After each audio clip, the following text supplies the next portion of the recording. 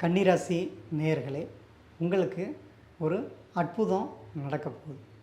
ஏன் அப்படின்னா, உங்களுக்கு இப்போ குரு வக்ரத்தில் இருக்கார். சனி வக்ர நிவர்த்தி ஆகிறார். சனி வக்ர நிவர்த்தி அப்படிங்கிறது உங்களுக்கு ரொம்ப ஒரு சிறப்பான காலமாக இருக்கும்.